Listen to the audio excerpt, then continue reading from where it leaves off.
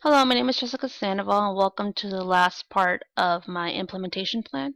And this is the pragmatic part. So this is what I would hopefully be doing realistically in my middle school PE classes in the next semester or year. So one of the realistic sources that I can definitely see myself using, and I definitely want to use to make learning more fundamental and better for my students, is to use a slow motion capture app called Coach's Eye.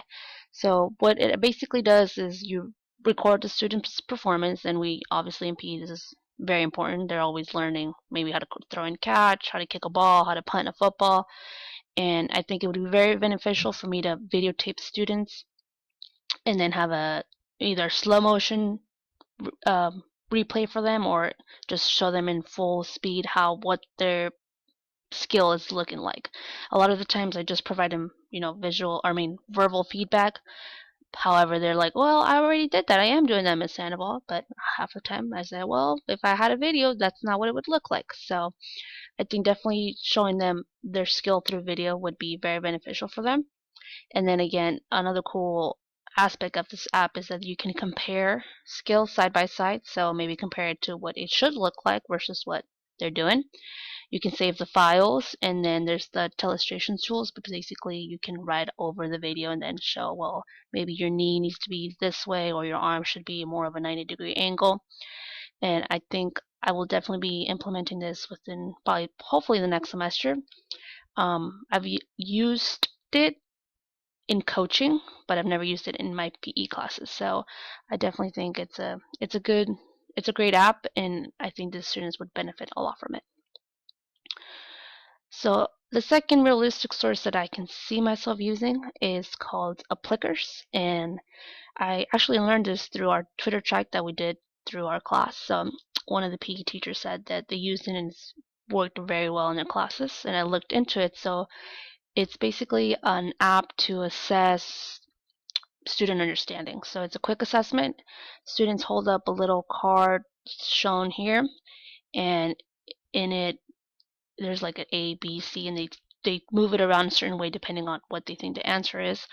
And then as the teacher, I would use my iPad and just scan the class, and then it automatically gives me stand the results. So who answered what was the score, the overall scores.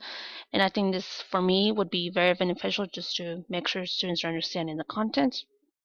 And it's great because it's very instant, and then I have actual recording of how they did, so I can use it as an assessment.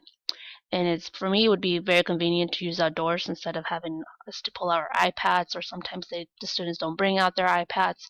I could just use this very quickly and then have a have an instant assessment for them to take at the end of the class. So I definitely think I would be using this again, probably hopefully next semester within the year, to really help me see the students are learning, and then hopefully I can show them how they're doing in class.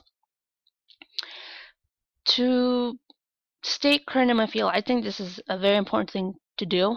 Obviously now with Common Core and technology, things are constantly changing. So I definitely want to stay current in my field, and hopefully for many, many years to come.